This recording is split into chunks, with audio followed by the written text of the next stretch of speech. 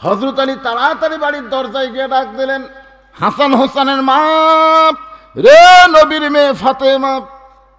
সঙ্গে সঙ্গে ফাতেমা দরজা খুলে চমকে গিয়ে বলতেছে, আসসালামু আলাইকুম। আলী বলতেছে, আমার মনে নাই রে। কি মনে নাই কন্ত? আল্লাহ রাসূল বলেছেন যে তোমরা পুরুষ মানুষ কোন জায়গা থেকে যখন আসবে, বাড়িতে এসে সর্বোত্তম তোমরা সালাম দিবে, আসসালামু আলাইকুম ইয়া আহলাল বাইত। সালাম দেওয়ার সঙ্গে সঙ্গে ওই বাড়ির উপরে আল্লাহর অবারিত রহমত বর্ষণ হবে। সুবহানাল্লাহ বলে হবে না? আপনারা কি দরজার সালাম দেন? যে স্বামী স্ত্রীর মধ্যে সালামের আদান প্রদান আছে, ওই স্বামী স্ত্রীর কোনোদিন তালাক হবে না। যে স্বামী বউরে সালাম দেয়, বউ স্বামীরে সালাম দেয়, ওই স্বামীর বাপ মায়ের বিরুদ্ধে কোনোদিন বউ কথা বলবে না, কোনোদিন কথা বলবে না। কিন্তু আমাদের সালাম কালাম নাই, খালি বউ খালি কানের মধ্যে বিষ ঢুকে দেয়, তোমার মা ভালো না, তোমার বাপ ভালো না। কি আজ থেকে সালাম দেওয়া শুরু করবেন? ফাতেমা বলতেছে, আসসালামু আলাইকুম। আলী বলতেছে, আর মনে নাই। ফাতেমা বলতেছে, সারা জীবন আপনি দরজা এসে আমাকে সালাম দেন, আর আজকে সালাম বাদ দেওয়ার কারণ কি? আলী মনে মনে ভাবতেছে, আজকে ঈশান ফজর নামাজ বাদ দিবার চাচ্ছি, তাই বলে কি আমার সালাম আল্লাহ কাড়াই নিল রেখে? হযরত আলী ফাতেমাকে বুকের মধ্যে নিয়ে বলে, ফাতেমা, আজকে আমাকে যেন ফজরের আজান শোনার পরে ডাক দিও না। হযরত বেলাল যখন আজান দিবে, ওই আজান শুনে যেন আমাকে ডাক দিও না। আমি নবীর কাছে বলে আইছি, আজ থেকে আর আমি ফজরের নামাজ পড়বো না, কারণ নামাজ না পড়লেও আল্লাহ আমাকে জান্নাত দিবে। ফাতেমা মুস্কি মুস্কি হাসতেছে, কারণ ফাতেমা হযরত আলীকে চিনে। প্রত্যেকটা বিবি তার স্বামীকে চিনে। জোরে কান, চিনি কি চিনে না? আমি কত বড় হুজুর, এটা আপনারা কেউ বলতে পারবেন না। এটা জানে হলো আমার বউ। আমি বইয়ের হাতে 500 টাকা দিয়ে বললাম, তুমি খালি একবার আমাকে হুজুর কও তো দেখি, তোমার মুখে হুজুর শুনতে কেমন লাগে? আমার বউ মুসকে মুসকে হাসে আর কয়, জনগণ আপনাকে চিনে না তাই হুজুর কয়। কিন্তু আমি আপনাকে চিনি, হুজুর হওয়া এত সহজ নয়। তাহলে আমাকে সবচাইতে যিনি বেশি চিনে তিনি কে? জোরে বলেন না কেন, তিনি কে? তিনি আমার বউ। তাহলে হযরত আলী যখন বলতেছে, আজকে ফজরের নামাজে আমাকে ডাক দিও না, ফাতেমা মুস্কি মুস্কি হাসতেছে। মুস্কি মুস্কি হাসার কারণ হলো, একদিন আল্লাহর নবী ফাতেমার ঘরের মধ্যে ঢুকে, ফাতেমা ঘরের কোনায় ছোট বাচ্চার মতন কাঁদতেছে। রাসূল ফাতেমার কাছে গিয়ে বললেন, মা, তুই এইভাবে কেন কাঁদতেছিস? ফাতেমা বলে, বাবা, দুনিয়াতে কি কোনো ধনী যুবক ছিল না যে যুবকের সঙ্গে আপনি আমাকে বিয়ে দিতেন? বাবা, এমন একটা গরিবের সঙ্গে আমার বিয়ে দিলেন। আমার সকালবেলা খাবার থাকলে রাতের বেলা থাকে না, রাতের বেলা কোনোদিন যদি খাবার পাই দিনের বেলা থাকে না। এই কষ্টের জীবন আমি আর সইতে পারি না। সঙ্গে সঙ্গে রাসূল বললেন, ফাতেমা, তুই কি জানিস মা, আমি সত্যিই দুনিয়ার যুবকদের সঙ্গে তোকে বিয়ে দিবার চাইছিলাম, কিন্তু ধনী যুবক কাছে আসার পরেও আল্লাহ তাআলা আলীর ব্যাপারে ঘটকালি করেছে। এখন বল ফাতেমা, আল্লাহ যদি আলীর ব্যাপারে ঘটকালি করে, তখন আমি নবী কি করব? সঙ্গে সঙ্গে ফাতেমা বলতেছে, বাবা, আল্লাহ যদি আলীর ব্যাপারে ঘটকালি করে থাকে, তাহলে শত কষ্টের মধ্যেও আর আমি কষ্ট পাবো না। রাসূল বলেছে, ফাতেমা, তোর একটা কথা বলি। বলে, কি কথা? হলো যে আল্লাহর পরে কাউকে যদি সেজদা দেওয়ার হুকুম থাকতো, তাহলে প্রত্যেকটা বিবিকে বলতাম, স্বামীর পায়ে সেজদা করো। ফাতেমা, আল্লাহর পরেই আলী হচ্ছে তোমার কাছে সব চাইতে দামি। জোরে কান সুবহানাল্লাহ। সেদিন থেকে ফাতেমা বুঝবার পারছে তার স্বামী সাধারণ কোনো মানুষ নয়। বলে, ঠিক আছে, ফজর নামাজ যখন পড়বেন না, তাহলে আপনাকে আদর করে আমি ঘুমায় দেই। এতদিন বালিশের ওপর মাথা দিয়ে হযরত আলী ঘুমাইছে, আর সেই রাত্রে ফাতেমা উরাতটাকে বালিশ বানায় দিয়ে স্বামীর চুলের মধ্যে হাত দিয়ে বিলকি কাটতেছে। এক সময় হযরত আলী ঘুমায় গেছে। হযরত আলী যেই মাত্র ঘুমাইছে, ঘুমের মধ্যে যখন অচেতন, কিছুক্ষণ পরেই হযরত আলী ঘুম থেকে লাফ দিয়ে উঠছে।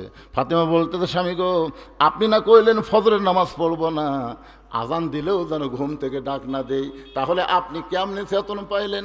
আলী বলতেছেন, ফাতেমা, ফজরের নামাজ না হয় পড়বো না, কিন্তু তাই বলে তাহাজ্জুদের নামাজ আমি ছাড়বো না। লিল্লাহি তাকবীর। আল্লাহ রাসূল বলেছেন, 5 ওয়াক্ত নামাজ হলো ইবাদত। মনোযোগ দিয়ে শোনেন, আস্তাইনু বিসসবরি ওয়াস সালাহ, ধৈর্যের নামাজ। মনোযোগ দিয়ে শোনেন, 5 ওয়াক্ত নামাজ হলো ইবাদত, আর তাহাজ্জুদের নামাজ হলো মহব্বত। সাহাবারা জিজ্ঞাসা করলেন, হুজুর মহব্বত আর ইবাদত এই দুইটার মধ্যে তফাৎ কি? এদিকে চিল্লাচিল্লি কে করে? বাচ্চা কাচ্চারা। ওই পার কি মেয়ে মানুষ আছে? যে বাচ্চারা চিল্লাচিল্লি করতেছে ওই বাচ্চারা হলো সিজার করা। যখন কি করা? সিজার করা বাচ্চারা অস্থির হয়। কারণ নর্মালি বাচ্চা হলে সেই বাচ্চা অস্থির হয় না। কি জন্য হয় না কোন তো? মানে জন্মের সময়ই তার জন্ম হয়। যখন জন্মের সময় সে জন্ম নেই, কিন্তু যখনই সিজার করবি পেট কাটা দেখে আর ঘুমই ভাঙেনি। ডাক্তারে কয় 2 দিন পরে এমনি জন্ম হতো রে, এখন পেট কাটলাম কি হলো? তখন আর এক ডাক্তার কয় পেটের মধ্যে বাইর করে একটা ঘুরেন দাও। তখন ছোটো বাচ্চাকে পেটের মধ্যে বাইর করে পা ধরে এইরকম একটা ঘুরেন দেয়, বুঝছেন, চেতন করার জন্য। ওই ঘুমের ঘরে করে এই যে একটা কিওর মারে, ওই কারণে ওর মাথার ব্রেনটা কি হয়, অস্থির হয়ে যায়। আর অস্থির হওয়ার কারণে দুনিয়াতে মোবাইল ছাড়া ভাত খায় না, মোবাইল ছাড়া ওর কান্না বন্ধ হয় না। ধরে কোন কথা ঠিক কিনা? এই সিজার করা গুলো চিল্লাচ্ছে, সিজার করা। এই স্টেজের উপর যে কয়টা আমরা বসে আছি, আমরা সবাই হলো নর্মাল, আমরা কিন্তু সিজার না। আমার দাদি আমাকে বলছে, ভাই তোকে মায়ের পেট থেকে বাইর করে দেয়, তোর মাথা লম্বা হয়ে গেছিল রে, পরে তোর মাথা থাবড়ে থাবড়ে আমরা গোল করছি, দেখছেন। কি বলবো প্রসবের কথা, মা বিনে সেই ব্যথা কেউ তো বুঝিবে না। মাজন ঠেকিয়া সন্তানের দায়, অকালে মা মারা যায়, কেন সে মায়ের ভক্তি করবা না। এমন দরদি ভবে কেউ হবে না আমার মা গো। মারে মা, ও মা, বাচ্চা নরমালি হবে মা, কারণ অধৈর্য হওয়ার কারণে এই সিজার করা। আর সিজার করবার গেলে ওই পেট কে লাড়ে? মেয়া ডাক্তার, একটা মরদ মানুষ ডাক্তার। কোন জায়গায় বাচ্চা আছে কুটি কাটা লাগবে, লেড়ে ছেড়ে। এই আপনার শরম নাই? আপনার বইয়ের পেট একটা মরদ মানুষ লাড়া কাটতেছে না কিছু। সিজার করাবো, সিজার করাবো। সিজার করলে মায়ের ক্ষতি, সিজার করলে বাচ্চার ক্ষতি। একটু মনোযোগ দিয়ে শোনেন, 5 ওয়াক্ত নামাজ হলো ইবাদত, আর তাহাজ্জুদের নামাজ হলো মহব্বত। সাহাবারা জিজ্ঞাসা করলেন, হুজুর ইবাদত আর মহব্বতের তফাৎ কি? রাসূল বলেন, ইবাদতের বিনিময়ে মানুষ জান্নাত চায়, আর মহব্বতের বিনিময়ে মানুষ আল্লাহ চায়। এক বান্দা আছে নামাজের শেষদায়, তাহাজ্জুদের। কোন নামাজ? আল্লাহ ডাক দেয়, বলে তুই যতই নামাজ পড় আর সেজদা কর, তোর ঠিকানা হলো জাহান্নাম। যেই বলছে তুই যতই নামাজ পড়ার সেজদা কর, তোর ঠিকানা হলো জাহান্নাম, ওই বান্দা সেজদা থেকে মাথা তুলে বলতেছে আলহামদুলিল্লাহ, আলহামদুলিল্লাহ। আল্লাহ কয়, কে রে পাগলা, তোকে জাহান্নাম দিলাম, তারপরে তুই আমার শুকর আদায় করতেছিস? সেজদাকারী বলতেছে, আল্লাহ আমি তো ইমানের কারণে জানি জান্নাতেরও মালিক তুমি, জাহান্নামেরও মালিক তুমি। তুমি জাহান্নাম বানায়, সেই জাহান্নাম যদি আমাকে দাও, আমার আপত্তি করে কোনো লাভ আছে? তুমি আমাকে জাহান্নাম দিবে, আলহামদুলিল্লাহ। তাও তো আমি বলতে পারবো আমার জায়গা আছে রে, আমি তাও বলতে পারবো আল্লাহর জাহান্নামে আমার জায়গা আছে। তুমি যদি বলতে জাহান্নামে নাই, জান্নাতও নাই, তাহলে যাবো কোথায়? আল্লাহ বলে, পাগল জাহান্নামে গেলে তুই পুড়ে যাবি, তোর কষ্ট হবে। পাগল বলতেছে, আমার জাতির পিতা হযরত ইব্রাহিম নমরুদের চুলা যখন জ্বালাইছিল আগুনে ফেলে দেওয়ার জন্যে, আপনি আগুনের চুলাকে শান্তির বাগান কেন বানাইছেন? আল্লাহ বলে, ইব্রাহিমের কলিজায় আমার মহব্বত ছিল। সেজদাকারী বলে, আল্লাহ তাকায় দেখো, আমার কলিজায় তোমার মহব্বত, তুমি আমার জাহান্নাম দিলে কি হবে? আমি জাহান্নামেও তোমাকে সঙ্গে করে রওনা দিব। আল্লাহ বলে, পাগল রে, আমার মহব্বত নিয়ে কেউ যদি জাহান্নামেও যায়, আমি জাহান্নামকেও জান্নাত বানায়া দিব। হযরত আলী ওযু করে তাহাজ্জুদের নামাজ আদায় করলেন। তাহাজ্জুদের নামাজ আদায় করার কিছুক্ষণ পরে হযরত বেলাল যখন আজান দেয়, আল্লাহ রাসূল বলেছেন, দুনিয়ার মুয়াজ্জিন আজান দিলে আজান মুসল্লির কান পর্যন্ত পৌঁছে, কিন্তু আমার বেলাল যখন আজান দেয়, ওই আজান আল্লাহর আরশ পর্যন্ত পৌঁছে যায়। সাহাবীরা বললেন, হুজুর হযরত বেলালের আজানের মাহাত্ম্য এত বেশি কেন? আল্লাহ রাসূল বললেন, সাহাবীরা তোমরা তো তখন কেউ ছিল না, মাত্র 6 নম্বর সাহাবীর নাম হলো বেলাল। মাত্র কয় নম্বর? 6 নম্বর সাহাবীর নাম হলো বেলাল। এই বেলাল যখন ঈমান গ্রহণ করছে, শুধুমাত্র ঈমান গ্রহণ করার অপরাধে বেলালকে সারা দিন ওরা মারছে। শুধু মারে নাই, বুকে পাথর চাপা দিয়ে রাখছে। এরপরও বেলাল যখন আল্লাহ ছাড়ে নাই, মুখের ভিতর হাত দিয়ে জিহ্বা টেনে বের করে ওই জিহ্বার মধ্যে কাফিরেরা পেরেক ঢুকাই দিছে। এই এক দিক দিয়ে পেরেক ঢুকাই আর এক দিক দিয়ে বের করে দিছে। এরপরও বেলাল আমার আল্লাহকে ছাড়ে নাই। আবু বকর বেলালকে মুক্ত করে নবীর কাছে যখন নিয়ে আসে, নবী বেলালের জিহ্বা দেখে অনেক দূর পর্যন্ত বার হয়ে গেছে। রাসূল নিজের হাত দিয়ে বেলালের জিহ্বার কাঁটাগুলো বের করে জিহ্বার আগায় একটা চুমু দিলেন, সঙ্গে সঙ্গে জিহ্বা পূর্বের আকারে মুখের মধ্যে ঢুকে গেলেন। রাসূল বেলালের কপালে চুমু দিয়ে বললেন, বেলাল তুমি কি চাও? বেলাল বলে, ইয়া রাসূলুল্লাহ, আস্তে আস্তে আল্লাহ বলার কারণে আমাকে এত মারছে, একদিন সময় সুযোগ মতো আমি সে আল্লাহকে সবার কাছে পৌঁছায় দিবার চাই। রাসূল বলে, সাহাবীরা এই জন্য বেলাল যখন আযান দেয়, শুধু দুনিয়ার কোন মুসলমানের কানে না, আল্লাহর আরশ পর্যন্ত বেলালের আযান পৌঁছে যায়। জোরে গান সুবহানাল্লাহ। সেই হযরত বেলাল যখন বলতেছে, আসসালাতু খায়রুম মিনান নাওম, সঙ্গে সঙ্গে হযরত আলী হাব্বা জাব্বা পাগড়ি পরে বাড়ির থেকে বার হচ্ছে। ফাতেমার সামনে দাঁড়ায় বলতেছে, আপনি না আমার বাবার কাছে কয়ে আইছেন ফজর নামাজ পড়বেন না, আপনি আমার কাছে আসাই বললেন যে ফজর নামাজ পড়বো না, নবীর কাছে কয়ে আইছি, তো এখন আবার এরকম সাইজ হয়ে কোথায় যাবেন? আলী বলতেছে, ফাতেমা আমি বলেছি ফজরের নামাজ পড়বো না, তাই বলি কি নামাজ পড়া দেখা যাবে না? আমি এতদিন ভিতরে ঢুকে নামাজ পড়েছি, আজকে বাইরে থেকে দেখব কিভাবে নবীর সাহাবীরা নামাজ পড়ে, আমি একটু পড়া দেখবার চাই। ফাতেমা দেখলো স্বামীর সাথে তর্ক করে লাভ নাই, কারণ রাসূল বলেছেন আনা মাদিনাতুল ইলমে ও আলী ও বাবুহা। ফাতেমা শোনো, আমি নবীর যত এলেম আছে সমস্ত এলেম একে একে হযরত আলীর ভিতরে আল্লাহ দিয়ে দিছে। জোরে কোন সুবহানাল্লাহ। আমি হচ্ছে এলেমের শহর, আলী হচ্ছে তার দরওয়াজা। এখন হযরত আলী ফজরের নামাজ দেখার জন্য বাইরে ঘুরতেছে। সমস্ত সাহাবীরা মসজিদ নববীর মধ্যে ঢুকে নামাজ শুরু করে দিয়েছে। হযরত আলী বাহির থেকে দেখতে দেখতে হঠাৎ দেখতে পাই বারান্দায় আবু যর গিফারি ফজরের 2 রাকাত সুন্নত নামাজ পড়তেছে। আল্লাহর বান্দা হযরত আলীর সবচাইতে নিকটতম বন্ধুর নাম কি? হ্যাঁ, এটা খেয়াল করবেন। আবু যর গিফারি হচ্ছেন সবচাইতে আপন নিকটতম বন্ধু। যখন ফাতেমা দুনিয়া থেকে বিদায় নিল, আবু যর গিফারিকে কিন্তু কবর খোঁড়ার কথা বলেছিল। জোরে কোন কথা ঠিক কিনা? ফাতেমা একটা শর্ত দিয়েছিল যে আমি পর্দা নিশি, আমার কবর যেন দুনিয়ার কোনো খবর মানুষ না জানে, তবে আপনার একান্ত বন্ধু যদি থাকে তারে একটু বলবেন সে যেন গোপনে কবর খনন করে দেয়। আবু যর গিফারি ফাতেমার কবর খনন করে দিয়েছে। সে আবু যর গিফারি মসজিদে নববীর বারান্দায় ফজরের সুন্নত পড়তেছে। হতারি তাকায় দেখে, তাকায় দেখা মানে কি, এই 2 চোখ দিয়ে একে চোখ বন্ধ করে দেখে, ইয়ানজুরু বিনুরিল্লাহ ইত্তাকু ফিরাসাতাল মুমিনিনা ফাইন্নাহু ইয়ানজুরু বিনুরিল্লাহ। চোখ বন্ধ করে দেখে হযরত আবু যর গিফারি শুধু নামাজ পড়তেছে না, নামাজের ভিতর দিয়ে আল্লাহর সাথে নিজের কলিজার মহব্বতকে একাকার করে দিচ্ছে। যখন সেজদায় গেছে, ওয়াসজুদ ওয়াক্তারিব, সেজদা হচ্ছে বান্দাকে আল্লাহর নিকটে পৌঁছায় দেয়। জোরে কোন সুবহানাল্লাহ। তো ওইটা দেখার পরে আর হযরত আলী বাইরে থাকতে পারে? দেখবার পাচ্ছে যে, আমরা দেখবার পাই না তো। কানার ভাগ্যে ধন মিলে না, সামনে পড়ে আছে সোনা, কানা দেখতে পায় না, মাটি মনে করে ফাইলা দেয়, হাতে তুলে নেয় না, কানার ভাগ্যে ধন মিলে না। যৌবন বয়সে কানা এক ওয়াক্ত নামাজ পড়েনি, বুড়া বয়সে মসজিদে যায়, যখন হয় চামড়া ঢিল, আল্লাহর সাথে দেয় মিল। কি সারা জীবন ঘুষের চাকরি করছে, চাকরি যখন রিটায়ার হচ্ছে তখন আল্লাহর কাছে কান দিচ্ছে আর বলতেছে, আল্লাহ আমি আর জীবনে ঘুষ খাবো না, আল্লাহ আমি আর ঘুষ খাবো না, আল্লাহ আমি আর ঘুষ খাবো।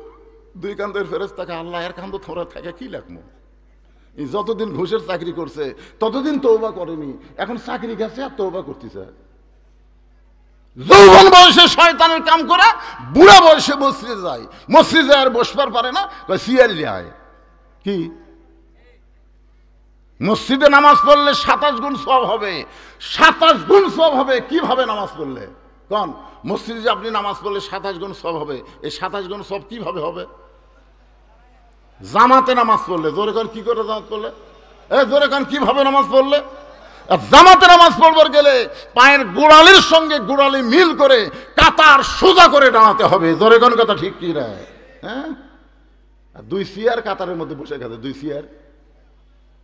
কে চেয়ার আলার পাও কোনটি? তোমার পাও কোনটি? সামনে কাতার ফাঁকা থুয়া পিছনে কাতার যদি পুরা করে সামনে কাতার মাকরু হয়ে যায়, তাহলে 2টা চেয়ার থাকা মানে কাতার ফাঁকা। তাহলে আপনাকে দায়িত্ব কি? 4 জন মানুষ ওই চেয়ারের 4টা পাও কান্দত দিয়ে অকসহ, ফেলে দেওয়ার দরকার নেই, অকসহ কান্দত 4 জন নেবেন, 4 জন 4 পাও ধরে কান্দত করে বারান্দাত লিয়ে সব থুয়ে দিবেন। যে আমরা ইয়ার কি মারবে আসিনি, আমরা 27 গুণ সোয়া বলি বেড়াচ্ছি রে। তোর কারণে আমাকে জামাত দেখা হবি, পায়ের গোড়ালির সঙ্গে গোড়া লাগবে। পড়বার যদি চাস বারান্দাত পড়, ভিতরে লয়। কথা কন না কেন ভাইজান, কথা কন না কেন?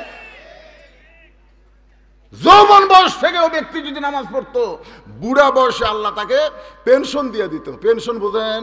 যে লোকটা 60 বছর সরকারি চাকরি করে, বুড়া বয়সে তাকে চাকরি করা লাগে, বসে থেকে পেনশন খায়। তো 60 বছর পর্যন্ত 5 ওয়াক্ত নামাজ জামাতে আদায় করছে। এখন যদি জামাতে নামাজ পড়বে না পড়ে, অসুস্থ হওয়ার কারণে যেখানে নামাজ পড়বে আল্লাহ পেনশনের সওয়াব তার আমলনামায় দিয়ে দিবে। জোরে কোন কথা ঠিক না? একটু মনোযোগ দিয়ে শুনবেন। আবু যর গিফারির কাছে হযরত আলী দাঁড়ায়া ফজরের 2 রাকাত সুন্নত নামাজ আদায় করছে। সুন্নত নামাজ আদায় করেছে, আলী সালাম ফেলাইছে। আবু যর গিফারি কোনার ঘুতে দিয়ে বলতে, কে ভাই এসার সময় কি করলে? তুমি যখন নবীর সামনে বললে আমি তখন তোমার কাছে ছিলাম, তুমি যে বললে আজ থেকে ফজরের নামাজ পড়বো না, তো নবীর কাছে এই কথা বলে তুমি আমার এখন কি করলে? আলী বলতেছে, এই আমি বলছি ফজরের ফরজ পড়বো না, তাই বলে কি সুন্নত পড়া যাবে না? যেই বলছে আমি না হয় ফজরের ফরজ পড়বো না, তাই বলে কি সুন্নত পড়া যাবে না? আবু যর গিফারি মুখে আঙ্গুল ঢুকাইছে। এই কারণেই আল্লাহ রাসূল বলেছেন, আমার পরে তোমরা যদি কারো কাছে কিছু পাবার চাও, আমাকে না পাইলে তোমরা আলীর কাছে যাও।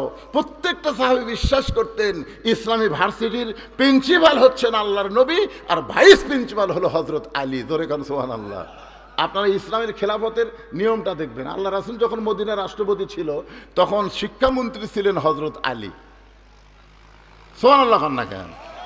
ধর্মমন্ত্রী আবু বকর, অর্থমন্ত্রী ওসমান, আইনমন্ত্রী ওমর।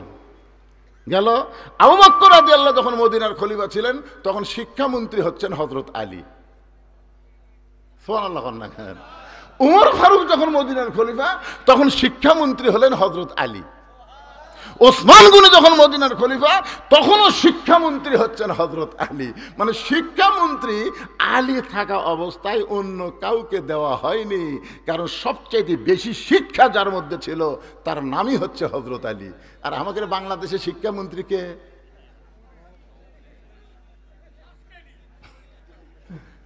এই জন্যই তো আকডম বাগডম ঘোড়াডম সাজে, ঢাক ঢোলক ঝাঁঝর বাজে, ব্যস্তে ব্যস্তে চললো ঢুলি, ঢুলি গেল কমলা ফুলি। এই শালা মিথ্যা শিক্ষা দিয়ে মাস গেলে 50,000 টাকা বেতন গুনে নেয়। আর জালিকাল কিতাবুল আরাইভাবে হুদালিল মুত্তাকিন, এই হাফেজি মাদ্রাসার শিক্ষা দিয়ে মাস গেলে কেশিয়ারের দিকে তাকা থাকে। চাচা চাচা 30 দিন ইন্নাল্লাহ মা সাবিরিন, ধৈর্যশীলদের সঙ্গে আল্লাহ থাকে। ও তো খাই খাই করো একেবারে। হায় হায় রে, মাস গেলে 10,000 টাকা হাদিয়া দেয়, তাও আবার খাই খাই। কি ভাই রে, দোয়া করেন। সব দেখা হলো শেষ। আগামীতে দেখবো কোরআনের বাংলাদেশ। কোরআন দিয়ে যখন বাংলাদেশ চলবে, প্রত্যেকটা প্রাইমারিকে হাফিজি মাদ্রাসা বানানো হবে। জোরে গান কথা ঠিক না? খায়রুকুম মান তাআল্লামাল কুরআন ওয়া আল্লামা। ওই ব্যক্তি সবচাইতে দামি সম্মানী যে কোরআন শিখেছে, অপরকে কোরআনের শিক্ষা দেয়। মিথ্যা শিক্ষা দিয়ে তোমরা মাস গেলে 50,000 টাকা বেতন পাও, আর আল্লাহর কোরআনের সুন্দর শিক্ষা দিয়ে তাদের বেতন নাই কেন? একজন কত ঠিক, বাদ বাকি কি ব্যাঠিক?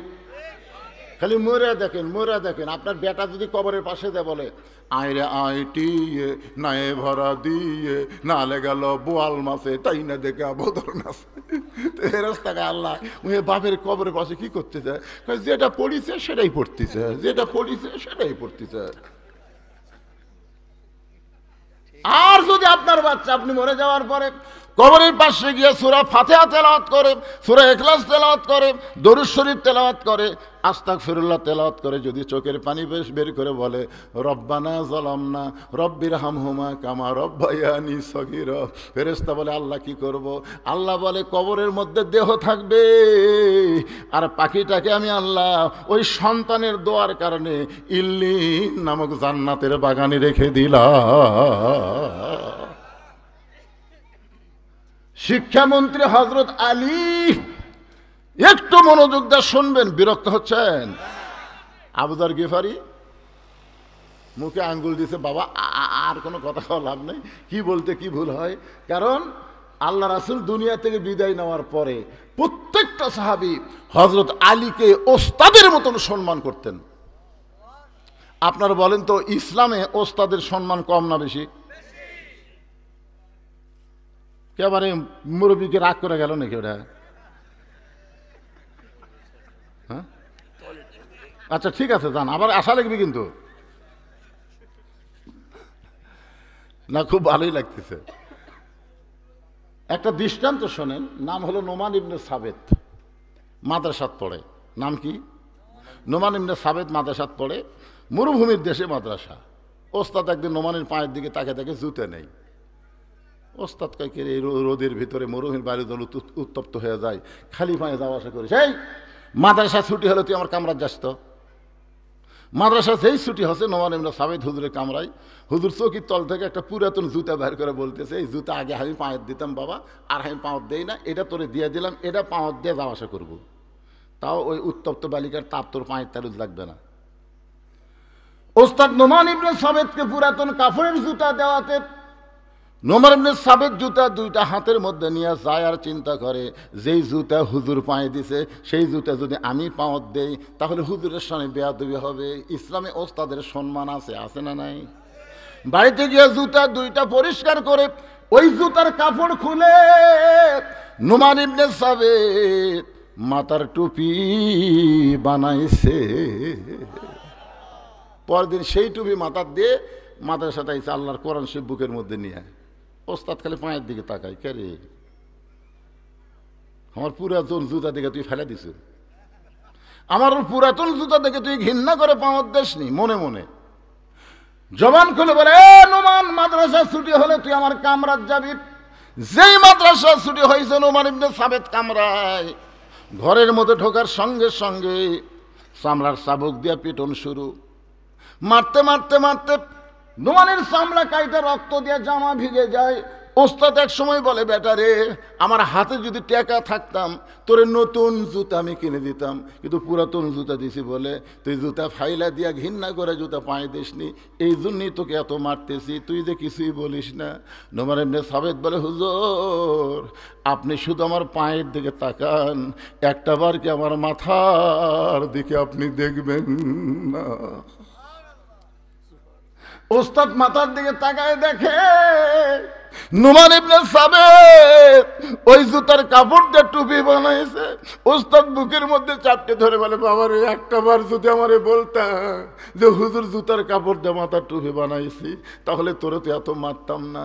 নোমান ইবনে সাবেত বলে, হুজুর কয়েকদিন আগে আমি স্বপ্নে দেখলাম আল্লাহর কোরআন শিখতে গিয়া ওস্তাদের হাতে যত জায়গায় ছাত্র পিটন খাবে ওই জায়গায় জাহান্নামের আগুন কোনোদিন লাগবে না। হুজুর আমাকে আরো মারেন, আমাকে আরো মারেন। আল্লাহর কোরআন পড়তে পড়তে জাহান্নামের আগুনকে আমার বড় ভয় লাগে। আল্লাহর কোরআনের ওসিলায় আল্লাহ যেন আমাকে জান্নাত দিয়ে দেয়। ওস্তাদ বুকের মধ্যে নিয়ে বলে, নোমান রে, আমি ওস্তাদ হয়ে দোয়া করলাম আল্লাহ যেন জগৎ বিখ্যাত আলেম তোরে বানায় দেয়। ওই নোমান ইবনে সাবেত হলেন ইমামের আজম আবু হানিফা। এখন বলেন, ইসলামে মাদ্রাসায় ওস্তাদের সম্মান আছে না নাই? জোরে কেন আছে না নাই? বাজান এই কারণেই সম্মান, এই কোরআনের সঙ্গে তারা সম্পর্ক করে। আমাকে ওয়াজ শুরুর সময় বলেছে, হুজুর ওয়াজের একটা সময় আপনি একটু জনগণকে বলবেন এই মাদ্রাসার জন্য তারা যেন প্রাণ খুলে দান করে। আমি আপনাদের কাছে মাত্র 100টা কোরআন শরীফ চাই, মহিলা এবং ছেলে মাদ্রাসার জন্যে 100টা কোরআন শরীফ আপনারা দান করবেন। বাবা, যাদের বাপ মা কবরে গেছে, যাদের দাদা দাদি কবরে গেছে, নিজেও কবরে যাবেন, পৃথিবীর শ্রেষ্ঠ দান হলো নবীর মাদ্রাসায় একটা কোরআন শরীফ মাত্র 500 টাকা। আপনি 500 টাকা দিবেন, আল্লাহর নবীর মাদ্রাসায় একটা কোরআন দান করার সওয়াব আল্লাহ আপনাকে দিয়া দিবে। কত টাকা কত হালে কত দিকে চলে গেছে। পৃথিবীর শ্রেষ্ঠ দান হলো একটা কোরআন। যদি আপনি বলেন হুজুর আমি 2টা কোরআন দিব, তাহলে 1000 টাকা দিবেন। বাপমার রুহের মাগফিরাতে যদি মনে করেন 4টা দিব, 2000 টাকা দিবেন। না পারলে একটা কোরআন শরীফ বাবদ মাত্র 500 টাকা। পৃথিবীর শ্রেষ্ঠ দান নবীর মাদ্রাসা একটা কোরআন বাদান।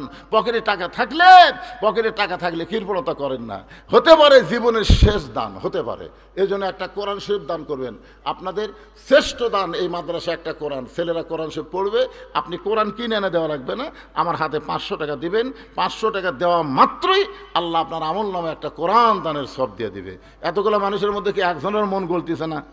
হ্যাঁ, লগত বাজান, লগত দেওয়া লাগবে, লগত। হ্যাঁ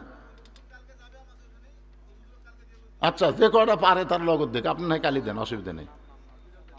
এই সাইডে একজন সিএলএ বসা দেখবি, অত দূর ঘুরে ঘুরে টেপ একটা করছে, মানে যার সঙ্গে তর্ক করা যাবে নাকি? তাহলে সম্পর্কে রাসূল বলেছেন আনা মাদিনাতুল ইলমি ওয়া আলিউ বাবুহা। তিনি কত বড় শিক্ষিত ছিলেন।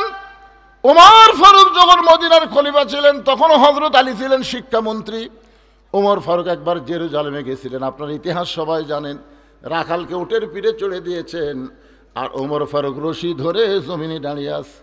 জেরুজালেমের খ্রিস্টানরা মনে করলো যেই জেরুজালেম নিয়ে এখনো ফিলিস্তিনের উপরে কিন্তু নানা রকম নির্যাতন হচ্ছে। জোরে কোন কথা ঠিক কিনা ভাই রে? জেরুজালেমের খ্রিস্টানরা মনে করলো উটের পিঠে যিনি বসে তিনি হলেন খলিফা, আর রশি ধরে যিনি জমিনে দাঁড়িয়ে আছেন তিনি হলেন রাখাল।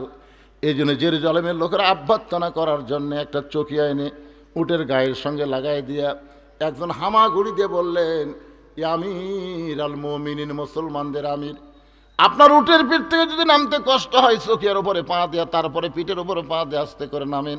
রাখাল ছোট বাচ্চার মতন কান্না শুরু করেছে। জেরুজালেমের খ্রিস্টানরা বলে, কান্দেন কেন? বলে, কান্দার কারণ হলো তোমরা হযরত ওমরকে চিনো না, আমাকে ওমর মনে করে তোমরা সম্মান দাও, কিন্তু নিচে দড়ি ধরে যিনি দাঁড়িয়ে আছে তিনি হলেন হযরত ওমর। খ্রিস্টানরা বলে, এটা কেমনে হয়? রাখাল উটের পিঠে আর অর্ধ পৃথিবীর খলিফা জমিনে রশি ধরে দাঁড়ায়া।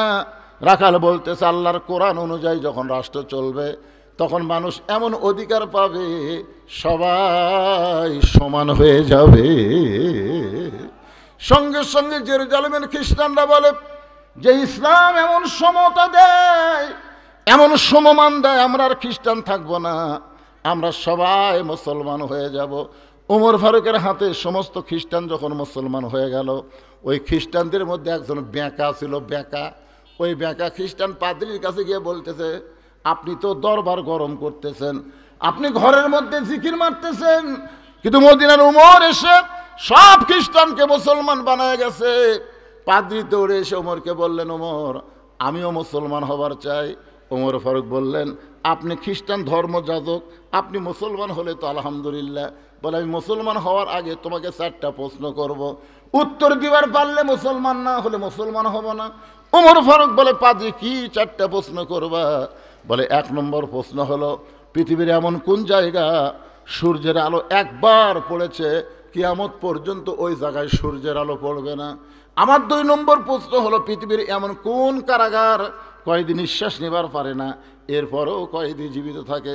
আমার 3 নম্বর প্রশ্ন হলো এমন কোন কবরটাও জীবিত, লাশটাও জীবিত। আমার 4 নম্বর প্রশ্ন হলো পৃথিবীর এমন কোন 2 ভাই একই সঙ্গে জন্মগ্রহণ করেছে, আবার বহু বছর পরে একই সঙ্গে দুই ভাই মৃত্যুবরণ করেছে, কিন্তু এক ভাইয়ের চাইতে এক ভাই 100 বছরের বড়। এই দুইটা ভাইয়ের নাম বলা লাগবে। ওমর ফারুক বলে, পাদ্রী রে, এমন প্রশ্ন আমি জীবনে শুনি নাই, তাহলে উত্তর কেমনে দেব? পাদ্রী বলতেছে, তাহলে আমি মুসলমান হতে পারলাম না। ওমর ফারুক যখন জেরুজালেম থেকে মদিনাত আসলেন, শিক্ষামন্ত্রী আলীর সঙ্গে তার দেখা হয়ে গেল। আলী বলতেছে, আমির আল মুমিনিন, জেরুজালেমের খবর কি? বলে, খবর খুবই ভালো, শত শত খ্রিস্টান মুসলমান হয়ে গেল, কিন্তু একটা পাদ্রী মুসলমান হতে পারলো না। বলে, পাদ্রী কেন মুসলমান হইল না? বলে, আমাকে 4টা প্রশ্ন করেছে, উত্তর দিবার পারলে মুসলমান হতো, কিন্তু আমি উত্তর দিবার পারি নাই। আলী বলতেছেন, কি প্রশ্ন করেছে? বলে, 1 নম্বর প্রশ্ন হলো, পৃথিবীর এমন কোন জায়গা সূর্যের আলো একবার পড়েছে কিয়ামত পর্যন্ত পড়বে না, ওই জায়গার নাম কি? আলী মুস্কি মুস্কি হাসি আর বলে, আপনি কেন বলতে পারলেন না? মুসা আলাইহিস সালাম যখন সাগর পাড়ি দিচ্ছিল, এমন সময় সাগর রাস্তা হয়ে গেল, ওই সময় সূর্যের আলো সাগরের তলায় গিয়ে পড়ল। যখন ফেরাউন সাগর পাড়ি দিবার চাইল, ওই যে সাগর একত্র হয়ে গেল, কিয়ামত পর্যন্ত ওই জায়গায় সূর্যের আলো আর কোনোদিন পড়বে না। ওমর ফারুক চুমকে বলে, আলী, পৃথিবীর এমন কোন কারাগার কয়েকদিন নিঃশ্বাস নেবার পারে না তারপরে জীবিত থাকে? আলী বলতেছে, মায়ের উদর, সন্তান নিঃশ্বাস নেবার পারে না, এরপরও আল্লাহ সন্তানকে জীবিত রাখে। আলী রে, 3 নম্বর প্রশ্ন করেছে, কবরও জীবিত, লাশটাও জীবিত। আলী বলতেছে, কবর হলো মাছ, আর লাশটার নাম হলো ইউনুস আলাইহিস সালাম। বাংলাদেশের যিনি ক্ষমতার চেয়ারে বসে আছেন, তার নাম কি?